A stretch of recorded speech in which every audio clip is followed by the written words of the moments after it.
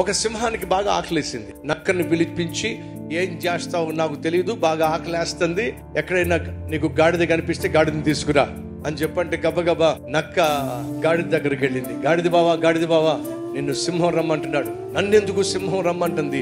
నిన్ను అడవికి రాజును చేస్తాడట, రా అని అంటే పాపం పిచ్చి గాడిద నిజమేనేమో అని చెప్పేసి గబగబా వచ్చేస్తే అమాంతంగా సింహం కాస్త గాడిద మీద పడింది. ఎప్పుడైతే సింహం కాస్త గాడిద మీద పడిందో గాడిద తప్పించుకోబోయింది. ఈ చెవు కట్టయిపోయింది, పారిపోయింది. పారిపోయిన గాడిదని పట్రా అని అంటే మళ్ళీ నక్క వెళ్ళింది. గాడిద బావా ఏంటి అలా పారిపోయావు, గుర్తుందా లేదా నీకు? ఆ సింహం నన్ను రాజుని చేస్తానని చెప్పంటే నేనేదో ఆశపడి అక్కడికి వస్తే నా చెవు పోయింది. నక్కంటది, పిచ్చి గాడిద బావా, కిరీటం పెట్టాలంటే చెవులు అడ్డం కదా.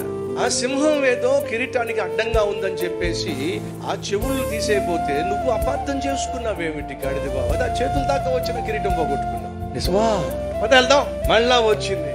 ఎప్పుడైతే గాడిద తిరిగి వచ్చిందో ఆ సింహం కాస్త అమాంతంగా మీద పడబోయింది. తోక మొత్తం కరిచేసింది సింహం.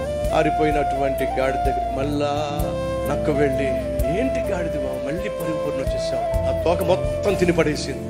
నీకు అర్థం కావట్లా, సింహాసనం మీద కూర్చోవాలంటే తోక మీద కూర్చుంటావా?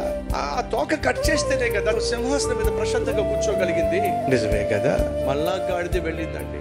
ఒక్క దెబ్బతో గాడిదను సింహం చంపేసింది. సింహం చెప్పింది, నక్క ఆ గాడిదలో ఉన్నటువంటి గుండె, ఆ గాడిదలో ఉన్నటువంటి లివరు, ఆ గాడిదలో ఉన్నటువంటి కిడ్నీ, ఆ గాడిదలో ఉన్నటువంటి బ్రెయిన్ వేరు చేసినది పట్రా.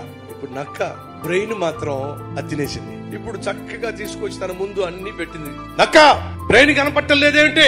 సింహం బావా, ఆ గాడిదకి నిజంగా బ్రెయిన్ ఉంటే చెవు పట్టుకున్నప్పుడే పారిపోయేది, తిరిగి వచ్చేది కాదు. తోక కొరికినప్పుడే అది పారిపోయేది, తిరిగి వచ్చేది కాదు. సింహం బావా, దానికి బ్రెయిన్ లేదు బావా. నిజమే కదా, దానికి నిజంగా బ్రెయిన్ ఉంటే తిరిగి వచ్చేది కాదు, చచ్చేది కాదు.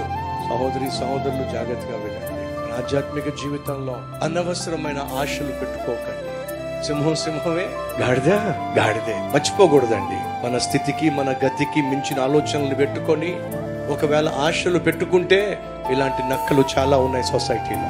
నీకున్న ఆశలను ఆసరాగా తీసుకొని, నీకున్న కోరికలను ఆసరాగా తీసుకొని నీ జీవితంతో ఆడేటటువంటి వాళ్ళు చాలా మంది ఉన్నారు. వాళ్ళు నీకు ఇచ్చే చావు సలహాలు తాత్కాలికంగా నిన్ను సంబరపరచొచ్చు, సంతృప్తి పరచొచ్చు, నిజమే అనిపించొచ్చు.